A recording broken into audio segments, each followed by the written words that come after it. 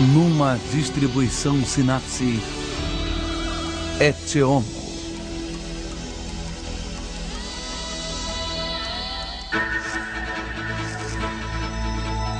O comércio.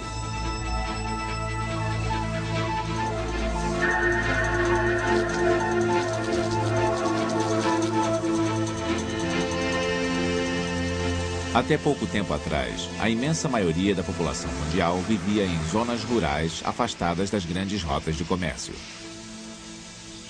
A maior parte das pessoas raramente comprava alguma coisa. Hoje, tudo está à venda. Tudo pode ser comprado. Tudo é comércio.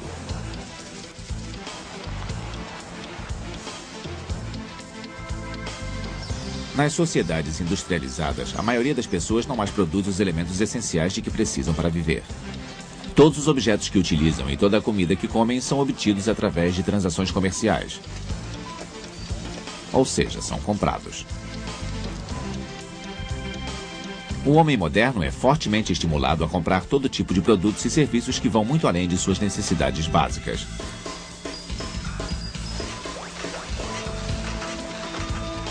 Hoje, o comércio conta com estruturas altamente sofisticadas que vão muito além das relações diretas entre produtores.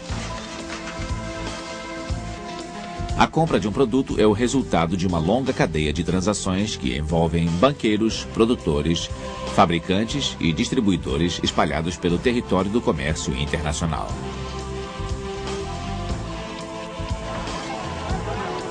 Estima-se que o valor total das transações comerciais feitas em todo o mundo alcance 4 trilhões de dólares.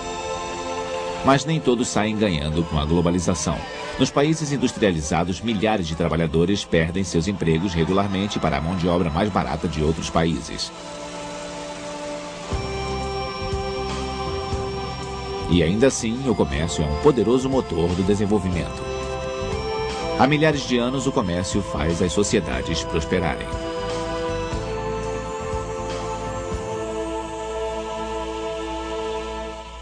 As primeiras trocas.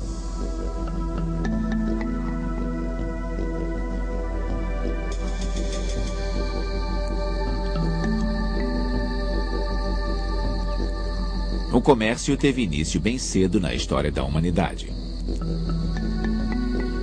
A princípio, as transações eram realizadas diretamente entre os produtores.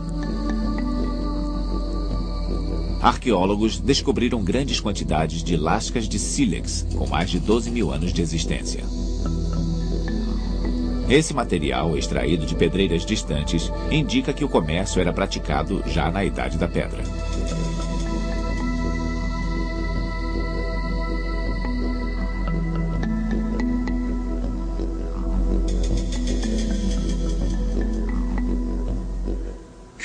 Sempre que duas pessoas têm instrumentos ligeiramente diferentes, ou armazenaram coisas diferentes, ou têm talentos diversos, isso levará ao escambo. Pois se você tem algo que eu não tenho, logo encontraremos uma maneira de trocar. Mas o problema do escambo, da troca de mercadorias, é que eu preciso achar alguém que me dê exatamente aquilo de que preciso, em troca de exatamente aquilo que eu tenho.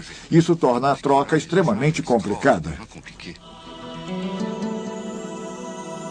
Essa dificuldade logo levou a buscar mercadorias que facilitavam as trocas. Pedras, contas, lingotes. Normalmente eram objetos raros, bens luxuosos, cujo valor era reconhecido por todos e que poderiam ser trocados com facilidade. Os metais preciosos logo cedo se tornaram um meio de troca. Em algumas culturas, sua forma determinava o valor. Por exemplo, um lingote cuja forma se assemelhasse à de um boi era equivalente a uma cabeça de gado.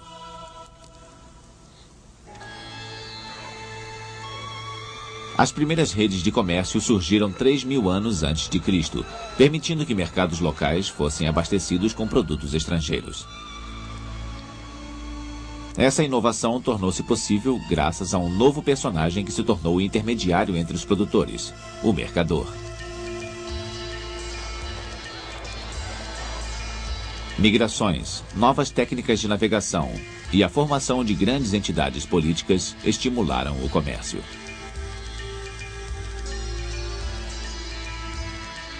Em pouco tempo, tornou-se necessário manter relatórios para lembrar o que havia sido entregue, pago ou vendido a crédito.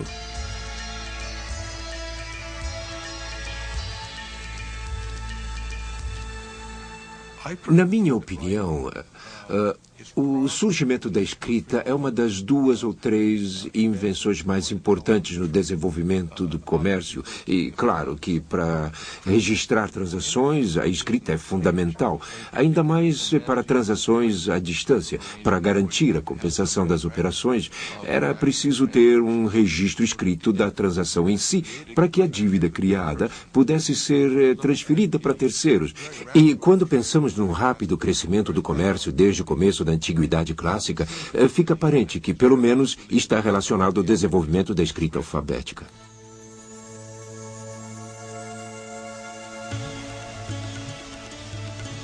Na Antiguidade, as civilizações mediterrâneas tinham ao seu dispor recursos muito variados.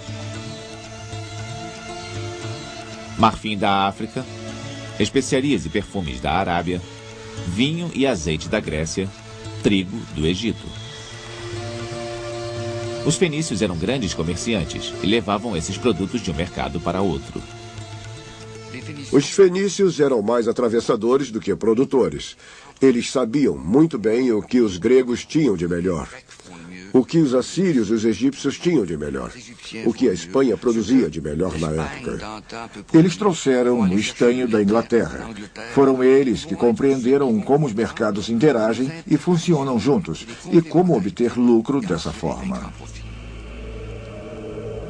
No século VI a.C., o pequeno reino da Lídia, na Ásia Menor, especializou-se na manufatura de cosméticos e perfumes.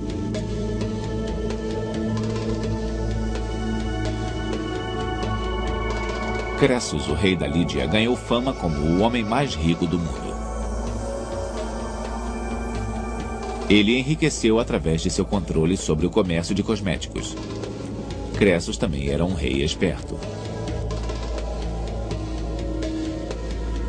Ele percebeu que as transações comerciais seriam realizadas muito mais rapidamente se os mercadores não precisassem pesar constantemente o ouro e a prata. Então fundia pequenos pedaços de ouro com um peso padronizado e, para lhes dar um status oficial, ele os marcava com um selo. Assim, Cressos deu às moedas sua forma final, achatada e redonda.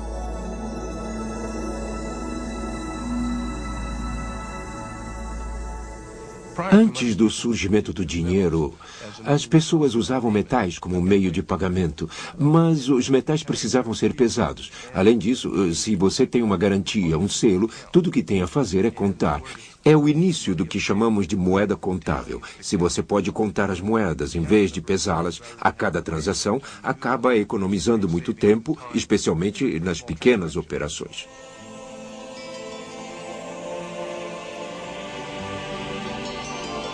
Diversas civilizações prosperaram às margens do mar Mediterrâneo, mas nenhuma jamais se equiparou às conquistas dos romanos, que expandiram seu império do Ocidente ao Oriente.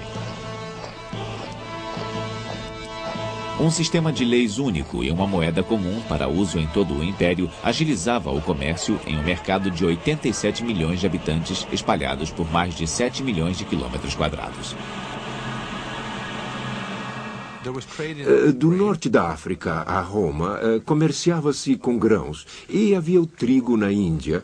Eles usavam navios enormes e dizem que Pitágoras construiu um navio, acho que por volta de 250 ou 200 antes de Cristo, e esse navio tinha o mesmo tamanho das maiores embarcações construídas até o começo do século XIX. Eram cargueiros enormes e serviam para transportar grãos. Os produtos luxuosos que chegavam do Oriente eram muito caros. Os gastos relacionados ao exército e à administração continuaram a aumentar. No primeiro século da era cristã, o Império Romano foi assolado pela inflação. Para contrabalançar seus efeitos, cada vez mais moedas eram cunhadas.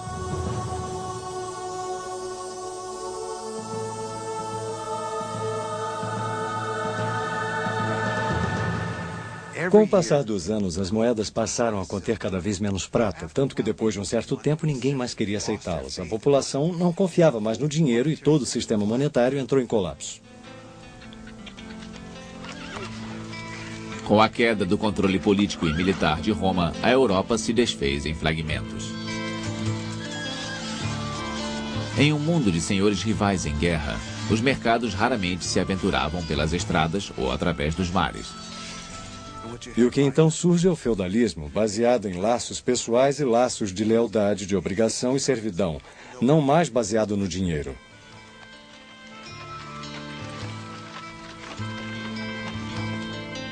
Durante vários séculos, o comércio era, na maior parte, realizado localmente. Muito poucos produtos do Oriente entravam na Europa.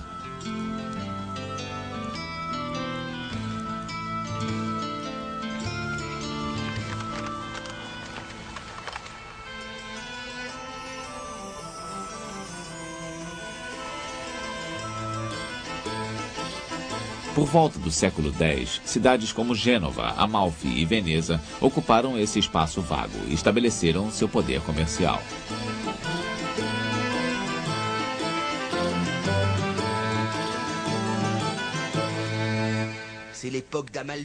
Foi a era de Amalfi e outras cidades, dos mercadores dispostos a correr riscos. Eles foram os primeiros a formar parcerias comerciais em que um sócio ficava em terra, enquanto o outro saía em busca de aventuras. E para onde eles iam? Iam acompanhando as praias, até Bizâncio, é claro. E seguiam na direção das praias no leste do Mediterrâneo, onde as rotas das caravanas da Arábia e da Índia terminavam e comerciavam com especiarias. Sempre havia a possibilidade de um grande negócio. Eles investiam capital para enviar um navio e torciam para que ele voltasse cheio de mercadorias. E os riscos eram grandes. Os piratas, para começar. Se o navio voltasse com uma carga de produtos que pudessem ser vendidos por 10 vezes o preço que tinham custado, eles estavam feitos. Essas grandes expedições comerciais renderam fortunas aos banqueiros italianos. Por serem comerciantes experientes, eles rapidamente viram o lucro que poderia ser obtido com um empréstimo de dinheiro. Eles financiavam expedições à Ásia, trocavam uma moeda corrente por outra, faziam empréstimos e popularizaram o uso das notas, que poderiam ser trocadas por dinheiro em espécie em qualquer filial do banco. Os mercadores não precisavam mais viajar com grandes quantidades de dinheiro vivo, sempre à mercê de salteadores e ladrões. A atividade bancária era um negócio em família. Primeiro os Médicis e depois os Fugers adquiriram um poder extraordinário sobre grandes figuras da história humana. Foi o dinheiro de Jacob Fugger que permitiu que o rei Carlos V comprasse o apoio dos príncipes eleitores e chegasse à coroa imperial, como podemos ver nessa carta de um banqueiro. Já se sabe, e está bem claro, que sem minha ajuda, Vossa Majestade jamais poderia alcançar a coroa de Roma. O que posso provar com os documentos que estão em mãos dos representantes de Vossa Majestade. Não tenho em vista meu próprio interesse, já que tivesse eu desejo de abandonar a Áustria em favor da França, ganharia a posse de muito dinheiro e muitos bens, como me foi proposto. Que danos isso poderia causar? O refinado julgamento de Vossa Majestade o permitirá apreciar. Em troca por seus bons serviços, Fugger obteve o monopólio do comércio do cobre em todo o Império. Novas fronteiras.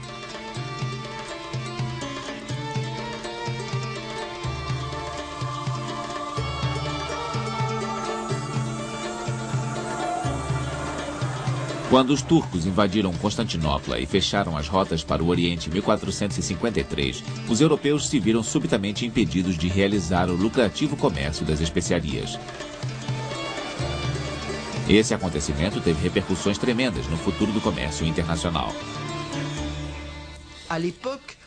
Durante esse período, as especiarias eram o principal produto nas trocas internacionais e elas tinham um papel muito importante. Nós costumamos esquecer que numa época em que não havia refrigeração, as especiarias eram usadas para conservar os alimentos. A única maneira de armazenar alimentos perecíveis era temperando-os ou fazendo conservas. Para isso, era preciso ter sal e pimenta. Naquele tempo, a pimenta era quase tão necessária quanto o petróleo é hoje. Era uma matéria-prima essencial. As primeiras viagens de exploração em que os navegantes portugueses, espanhóis e italianos saíram para tentar descobrir outras terras não tinham como objetivo o prazer da descoberta ou a conversão dos pagãos. A ideia básica era trazer bens de consumo para a Europa. Eles eram comerciantes em expedições comerciais. E o que estavam procurando? A rota das especiarias. Eh bien, il cherche à trouver la route des épices. Cristóvão Colombo, o mais famoso entre os grandes exploradores, nunca encontrou o caminho das especiarias. Mas ele descobriu um novo continente abarrotado de riquezas. Ouro e prata que fariam fortunas para os reis da Espanha e de Portugal. O descobrimento da América marcou o fim do Mediterrâneo como o principal centro comercial e aumentou consideravelmente os horizontes comerciais da época.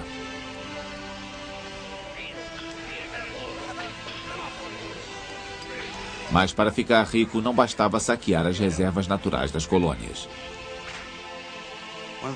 Uma das grandes ironias da história de Portugal e Espanha, as duas potências que conquistaram as Américas, que tinham todo o ouro e toda a prata, sendo que a Espanha ficava com a maior parte da prata e Portugal com o ouro, é que essas duas potências faliram rapidamente. Elas entraram em bancarrota, perderam seu poder e nunca mais em sua história voltaram a ser proeminentes. Isso porque não perceberam que a chave da riqueza não era possuir ouro e prata. A chave da riqueza era o comércio. O ouro e a prata das Américas foram para outros países europeus. Os espanhóis e os portugueses tinham dinheiro para comprar os produtos fabricados em outros países e por isso produziam muito pouco internamente. Os ingleses, franceses e holandeses, que eram seus fornecedores, também tinham suas próprias colônias, onde vendiam parte dos bens que manufaturavam.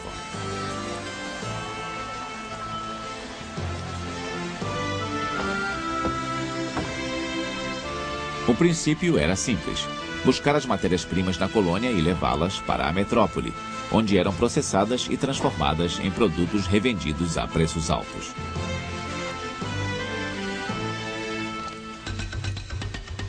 Nas Américas, as plantações de cana-de-açúcar precisavam de mão de obra. Isso porque na Europa o açúcar tinha passado de produto de luxo à necessidade básica.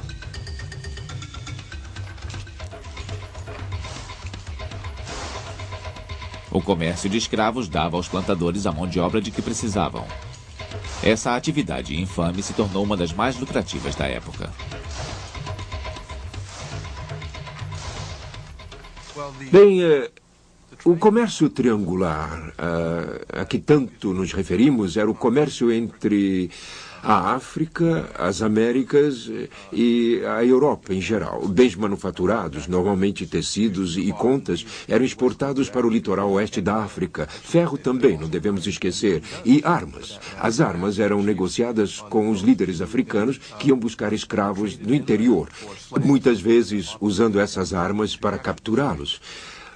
Os escravos eram vendidos principalmente para as plantações de cana-de-açúcar do Caribe e do Brasil, e numa escala menor e muito mais tarde para as plantações de tabaco e algodão dos Estados Unidos. Os bens que eram produzidos voltavam de navio para a Europa. A travessia do Atlântico era perigosa.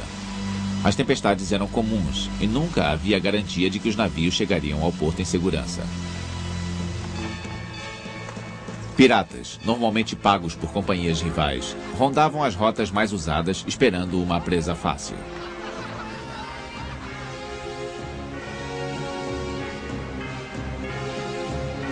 A pirataria era uma verdadeira praga. Em 1695, o capitão Kidd, comandante de um navio de combate, recebeu a incumbência de abordar embarcações piratas. Em troca, a ele foi dado o direito de manter para si aquilo que encontrasse nos navios que interceptasse. Durante um ano, Kidd singrou os mares em busca de corsários, mas sem grande sucesso. Então, ansioso por ficar rico, ele decidiu abandonar a caçada e se tornar ele próprio um dos mais perigosos piratas da época.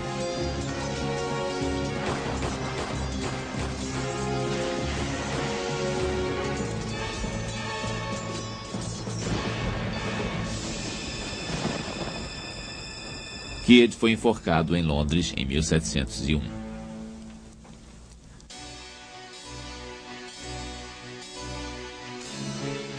Poucos anos depois, o escocês John Law entraria para a história graças a seu comportamento igualmente desleal.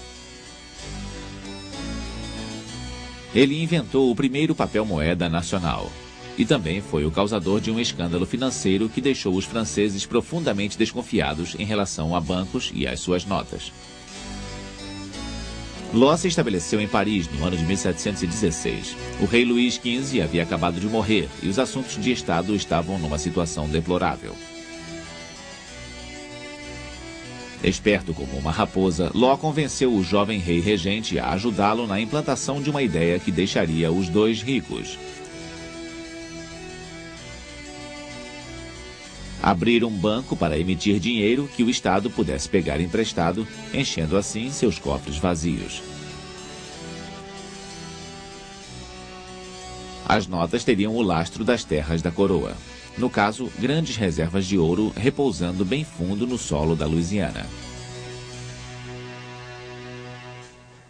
Bem, o grande problema disso tudo era conseguir estimar com exatidão quanto ouro havia no subsolo. E ele dizia, John Law dizia, que nos Estados Unidos havia quantidades enormes de ouro no subsolo e todo ele pertencia ao rei da França. Logo, o rei da França poderia emitir o quanto quisesse desse novo papel-moeda. Bem, isso durou algum tempo. John Law chegou até a usar desempregados vestidos como mineiros marchando pelas ruas de Paris para convencer as pessoas de que estavam indo para a América para escavar essa riqueza. Toda a especulação sobre a venda das ações da companhia criada para extrair o ouro da Louisiana fez os preços subirem. Infelizmente, as minas de ouro da Louisiana mostraram-se bem menos generosas do que o esperado. A especulação não se manteve. As ações perderam seu valor, assim como as notas bancárias de John Law. O papel-moeda sofrera a primeira deflação da história.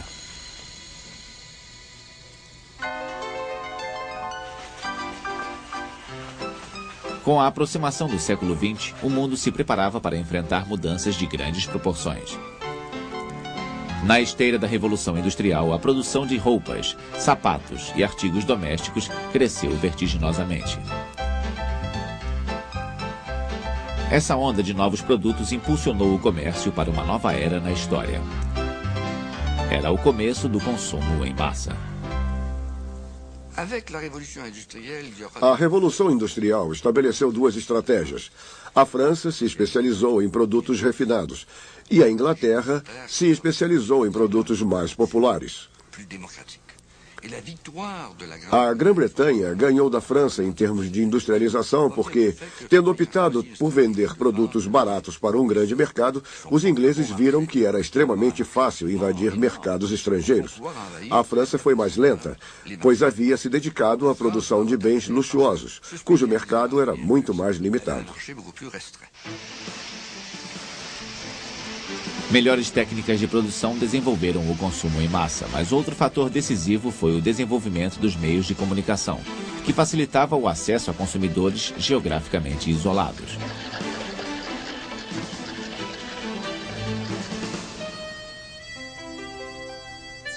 Durante esse período, as primeiras lojas de departamento fizeram fortunas com vendas pelo correio. Em 1895, o catálogo da Sears tinha 532 páginas. Eles vendiam de tudo.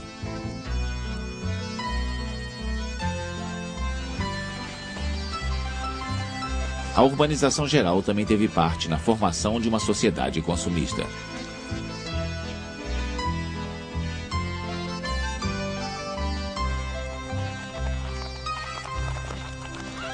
Diferentemente dos trabalhadores agrários, as pessoas que trabalhavam em fábricas ou escritórios dependiam totalmente do comércio para comprar comida, roupas e móveis.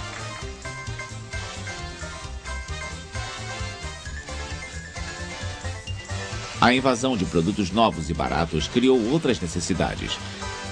O aumento da renda per capita foi acompanhado por um aumento no consumo.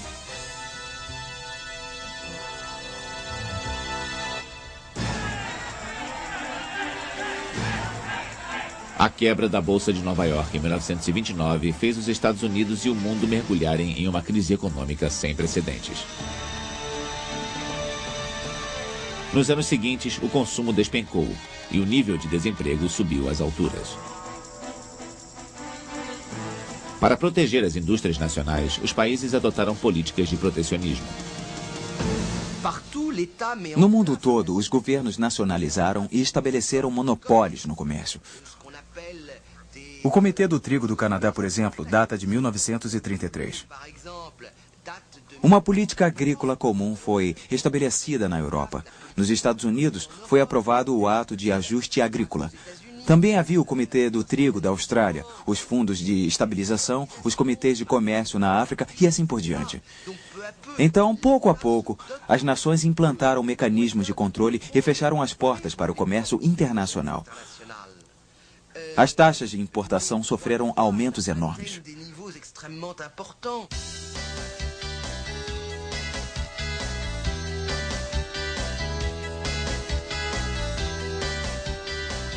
Nas décadas seguintes, apesar de o comércio entre países continuar modesto, a sociedade de consumo avançou a uma velocidade impressionante.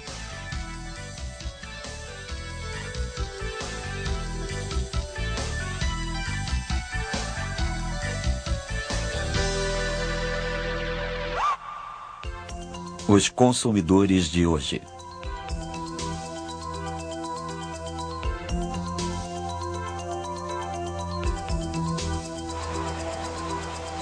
Poder de compra para o povo, uma explosão de consumo. Produtos cada vez mais variados estão hoje disponíveis para a vasta maioria dos seres humanos. Em décadas recentes, a atividade comercial transferiu-se para outras áreas. Os pequenos negociantes que serviam as comunidades locais e que ofereciam uma gama limitada de produtos foram abandonados por seus clientes. O shopping center, que recria a antiga praça do mercado, tornou-se um local de encontro para consumidores. Consumidores preferem lojas que lhes dão acesso a muitos produtos no mesmo lugar. Foi essa a origem do hipermercado.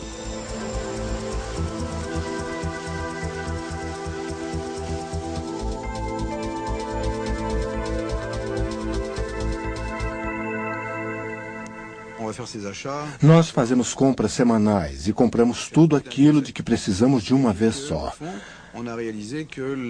Dessa forma, percebemos que é mais caro comprar diariamente produtos como pão, manteiga, carne, coisas assim. Era agradável dizer oi para a pessoa atrás do balcão na leiteria, mas o preço desse prazer é maior que seu valor. As coisas mudaram.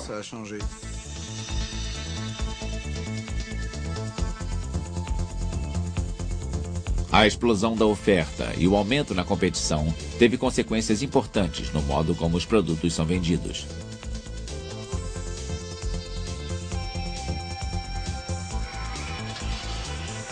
Hoje em dia, os gastos com propaganda são 7 vezes maiores do que eram na década de 50.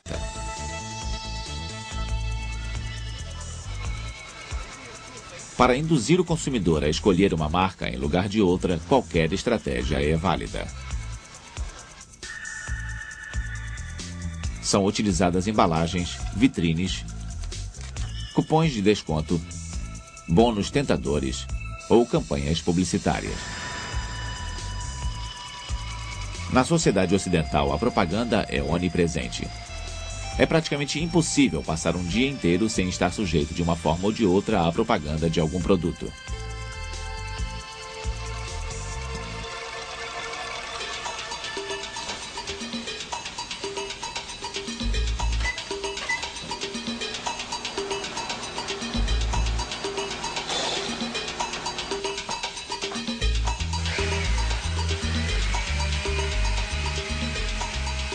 Todas essas mensagens que bombardeiam os consumidores têm apenas um objetivo: promover o consumo, elevando-o ao status de valor cultural.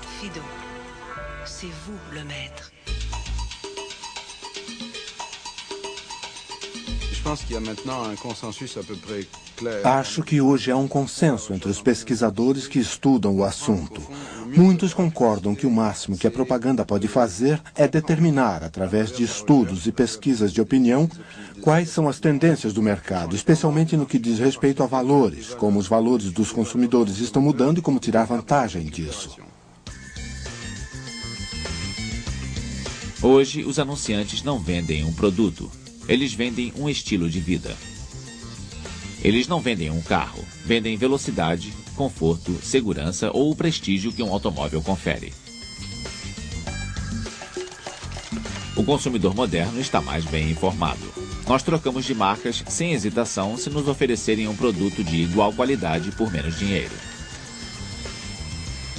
Mas apesar de nosso dinheiro ser precioso, nosso tempo é ainda mais.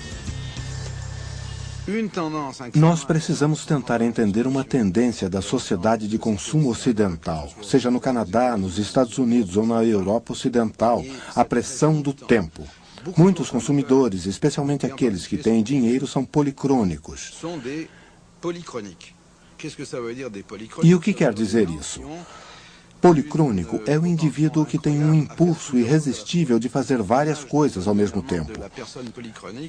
A imagem típica do policrônico é uma jovem mãe com um bebê no braço direito, uma colher na mão direita com a qual ela mexe a papinha do neném, e na sua mão esquerda, um livro que ela tem que ler para a aula que assiste à noite. Obviamente, é uma mulher policrônica, e os serviços e bens que mais vendem hoje são aqueles que especificamente permitem que os consumidores maximizem esse recurso. Não o dinheiro, mas o tempo.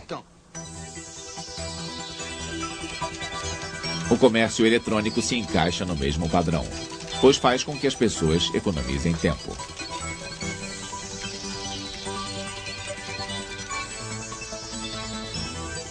Sem sair de casa, consumidores podem ter acesso a uma infinidade de fornecedores.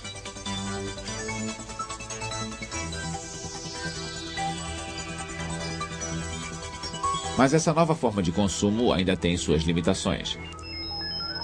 É claro que é muito conveniente usar seu computador pessoal para reservar passagens aéreas ou comprar mantimentos, mas não funcionaria tão bem na hora em que você precisa de um par de sapatos novos.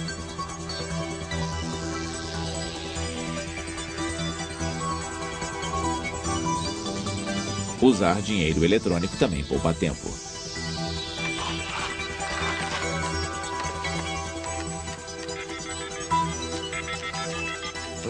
O dinheiro eletrônico agiliza o comércio e a chave para o sucesso comercial é a velocidade.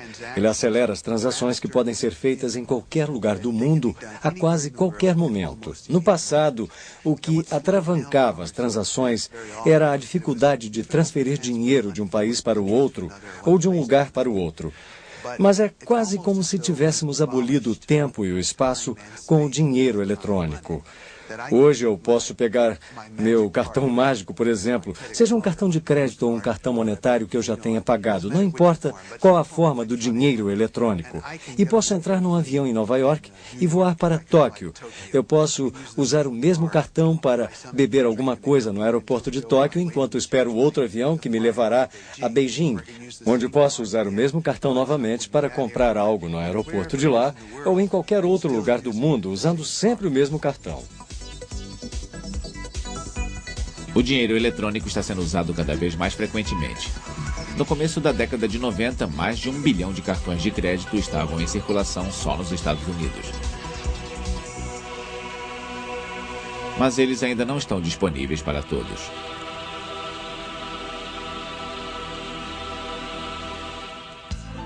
O Planeta Comerciante.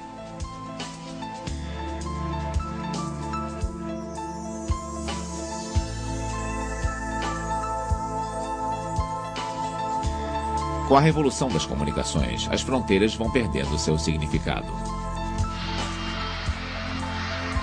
Em 1977, o comércio internacional atingiu um volume total de 57 bilhões de dólares.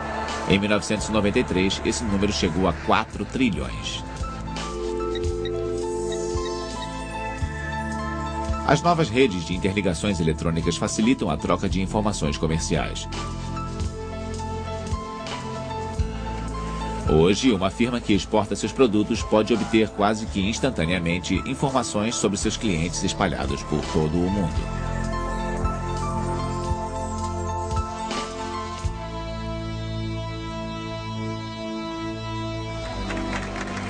A criação das zonas de comércio livre, a assinatura de acordos com a intenção de abolir as barreiras comerciais entre os países membros do GATT e o estabelecimento da Organização Mundial de Comércio no começo dos anos 90 também tiveram um importante papel na abertura dos mercados.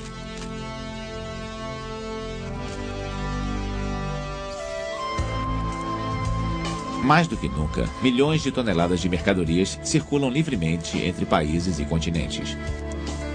E mais do que nunca, o comércio mundial inclui todas as regiões do globo terrestre.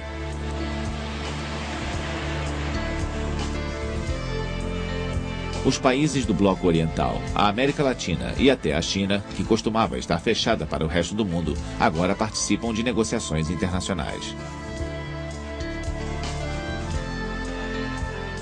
Hoje, quando chegamos a um ponto em que olhamos à nossa volta e literalmente quase todos os produtos que consumimos no nosso café da manhã vêm de outra parte do mundo, precisamos de algo que faça esse sistema funcionar. Esse algo, quase como se fosse o sangue do sistema internacional, é o dinheiro.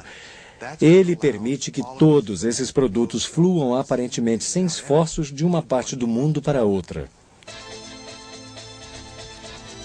Moedas correntes são trocadas todo dia. Dólares americanos por francos suíços, euros, ienes. O fluxo de dinheiro é tão grande que é medido em centenas de bilhões. Com a crescente importância do comércio, é claro que as trocas de uma moeda para outra também ganham importância, pois você troca ienes por marcos alemães para poder trocar produtos alemães por produtos japoneses. Mas o fato novo que surgiu no século XX para tornar isso tudo tão estranho foi os governos se tornarem a única garantia das moedas nacionais. Não era mais um padrão internacional como o ouro, e sim a simples confiança no governo. Bem, hoje não temos apenas produtos indo de um país para o outro, temos também uma confiança instável na moeda de países estrangeiros. Assim, é possível comprar e vender dinheiro baseando-se na especulação sobre a confiança que o mundo tem em determinado país. Cada vez mais o comércio mundial é dominado por esse mercado intangível. As pessoas especulam sobre moedas correntes, colheitas ou reservas minerais e apostam no desempenho de bolsas de ações estrangeiras. Toda uma economia paralela construída sobre pedaços de papel cresceu ao lado da economia real.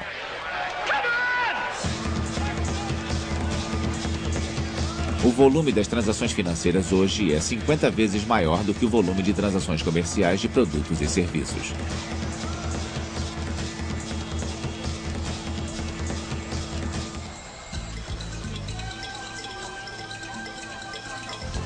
Apesar de o mundo estar se dirigindo para uma integração cada vez maior, 70% das transações internacionais ocorrem entre países industrializados agregados em 3 centros: a União Europeia, os Estados Unidos e o Japão.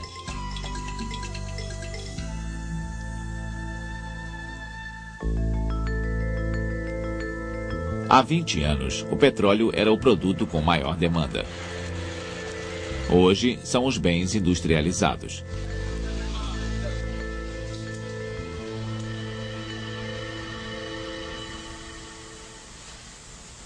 Os países em desenvolvimento, cujos principais produtos de exportação são borracha, café e óleo vegetal, estão sendo fortemente afetados por essa mudança no mercado.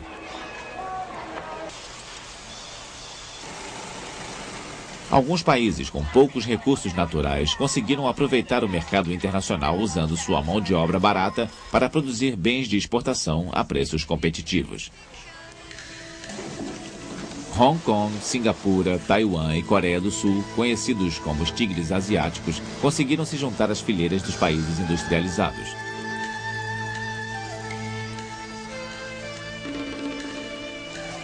Hoje, outros países da Ásia seguem o mesmo caminho.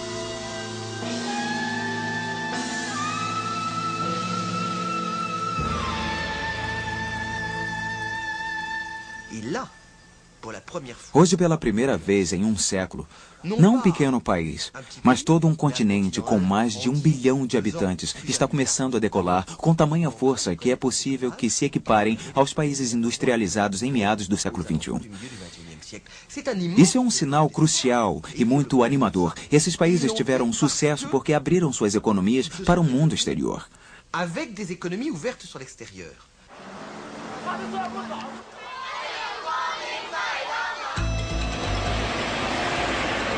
Fronteiras abertas e comércio livre podem fazer crescer uma economia nacional.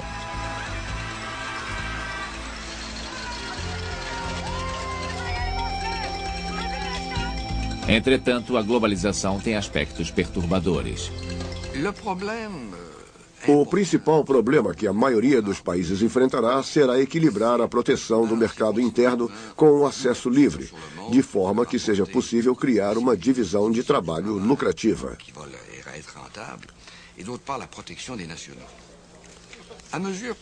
Com a redução das tarifas alfandegárias, os países não podiam mais fazer aquilo que quisessem.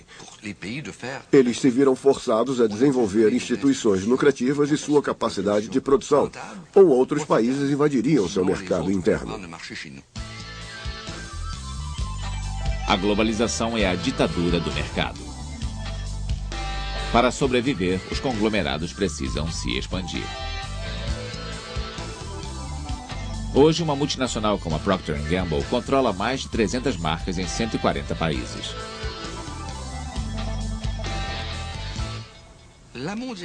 A globalização é um eterno bicho-papão para os produtores, pois os força a ser tão eficientes quanto seus vizinhos, para não serem eliminados. Mas a globalização é uma vantagem para consumidores, pois a competição resultará em preços mais baixos para todos os tipos de produtos. Talvez o sonho dos consumidores seja uma competição internacional livre, que lhes dê acesso a todos os produtos do mundo pelos preços mais baixos possíveis.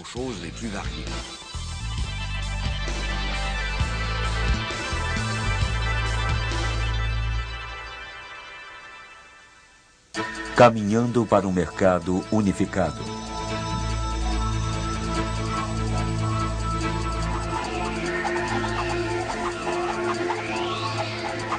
A moeda eletrônica é uma invenção recente, mas já conseguiu causar uma revolução no comércio mundial. As quantias transferidas de um lado do globo para o outro são inacreditáveis. Eu vou dar um exemplo de como o dinheiro eletrônico é importante no mundo de hoje. Se a cada vez que trocamos bens e serviços precisássemos realmente transferir o dinheiro, digamos, da Europa para os Estados Unidos, seria necessário ter 22 navios do porte do Titanic navegando todos os dias apenas para levar o dinheiro que deve ser transferido de um país para o outro.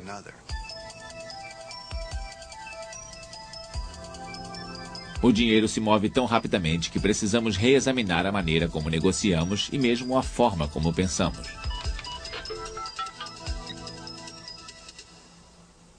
Talvez estejamos no estágio final do dinheiro. Nós passamos pelo dinheiro de metal, de papel e agora o dinheiro eletrônico. Mas no momento em que chegamos ao dinheiro eletrônico, ele é quase imaterial. É apenas uma categoria de pensamento, um conceito cultural, uma maneira de fazer as coisas. Então é quase como se tivéssemos regredido, voltado a uma sociedade primitiva em que ninguém mais usa dinheiro. Nós podemos estar no auge da história do dinheiro, mas ao mesmo tempo pode ser a hora em que o dinheiro começará a desaparecer.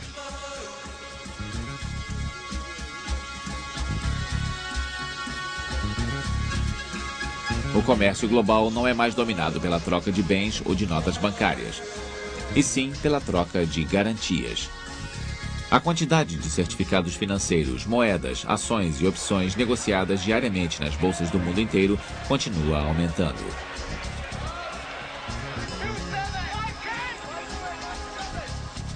Não há fronteiras nem limites para a especulação. Eu diria que a especulação é uma parte inerente do comércio e das finanças. A palavra vem do latim speculare, que significa olhar ao longe. Ver adiante. Se sou um comerciante, sei que dependo de um produto e que seu preço amanhã pode ser outro. No fundo, goste ou não, sou um especulador. Isso é ainda mais verdadeiro hoje, pois vivemos em um mundo essencialmente especulativo, governado pela dinâmica da instabilidade. O mercado global se transformou em um verdadeiro cassino e está começando a dominar a economia verdadeira.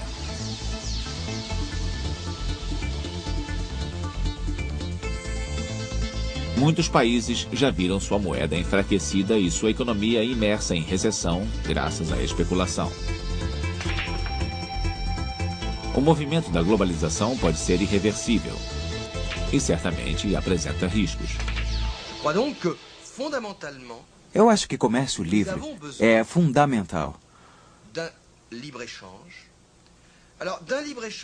Comércio livre até certo ponto. Mas não podemos insistir muito em ideais. Nós precisamos de uma autoridade supranacional. O mercado deve operar com justiça e clareza. Para isso, vamos precisar de gente capaz de administrar esse mercado justo e transparente.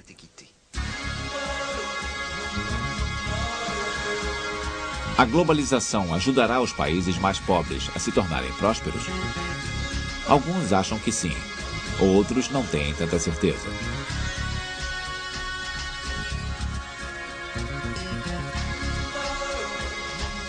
O comércio enriquece alguns à custa dos outros.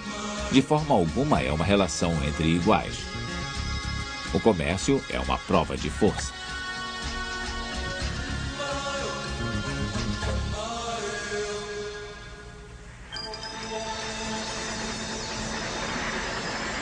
No mundo industrializado, temos acesso a tudo de que precisamos e muito mais. O consumo deixou de ser determinado por nossas necessidades ou mesmo por nosso gosto.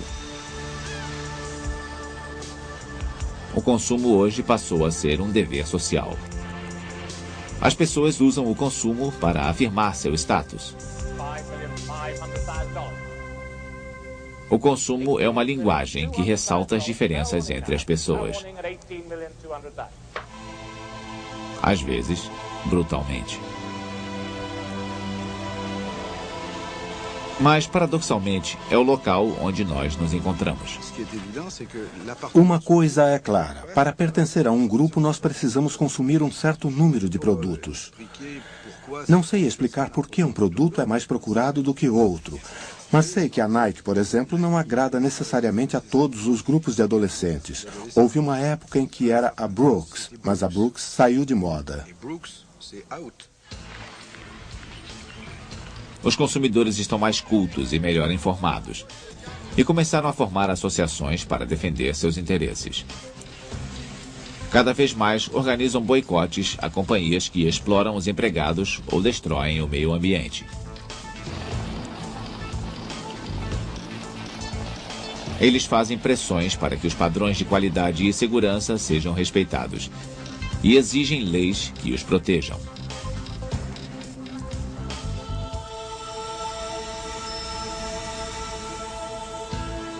Há milhares de anos, a humanidade desenvolveu uma atividade que vai além das transações de que precisamos para sobreviver, para alcançar um nível altamente complexo.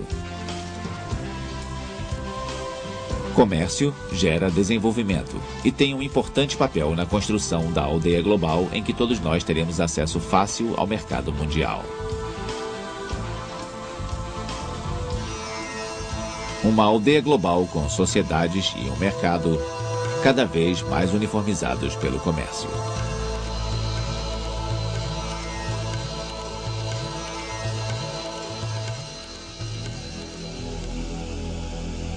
Versão brasileira Audio News.